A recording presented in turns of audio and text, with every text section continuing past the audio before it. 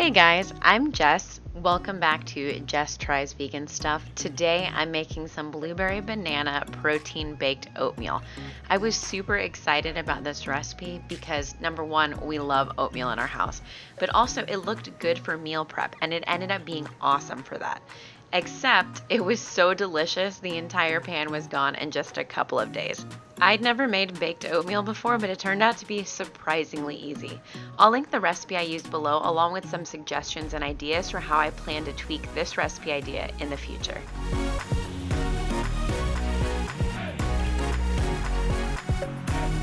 The first thing I did was combine 2 cups of boiling water and 2 cups of oats in a bowl. Stir those to combine and then set it aside for about 15 minutes until the oats had absorbed most of the water. In a separate bowl, I mashed up 2 ripe bananas. To my bananas, I added a flax egg, which I'd prepared earlier by combining 1 tablespoon of ground flax and 3 tablespoons of water. Make sure you give the flax egg enough time to set before mixing it in.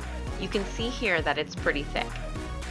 To this mixture, I also added in a 1/4 cup of maple syrup and 1/4 cup of protein powder. Now, this next part is going to look a little weird. Here's why. I don't normally use protein powder, but this recipe called for it, so I figured I'd give it a chance. But when I bought the protein powder, I couldn't see what it looked like. It was vanilla, so I assumed it would be off-whitish, but it ended up being green. Thankfully, it did not affect the overall color of the baked oatmeal, but here it looks super weird as I'm mixing it in.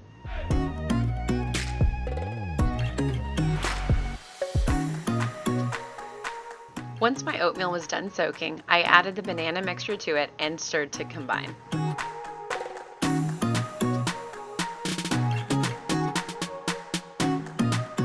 Here, I'm adding in a teaspoon of vanilla and 2 teaspoons of cinnamon. Then, I added in a 1/4 cup of hemp seeds and a 1/4 cup of almonds. The recipe called for sliced almonds, but I didn't have any on hand. I roughly chopped mine and it worked out fine. I also added 1½ cups of almond milk, but somehow failed to get that on camera. Finally, I added in 1/2 cup of blueberries and gently folded them in.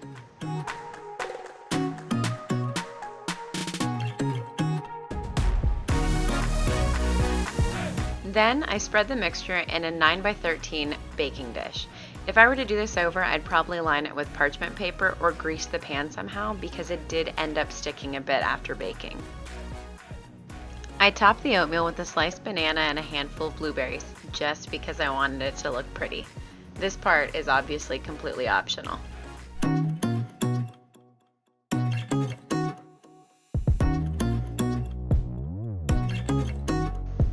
This went into the oven at 350 degrees for about 30 to 35 minutes.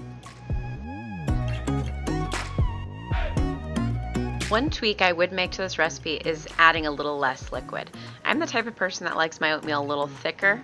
I know some people like theirs runnier, in which case keep the liquid amount the same. Next time, I'd personally probably reduce the almond milk by about 1/2 cup or so.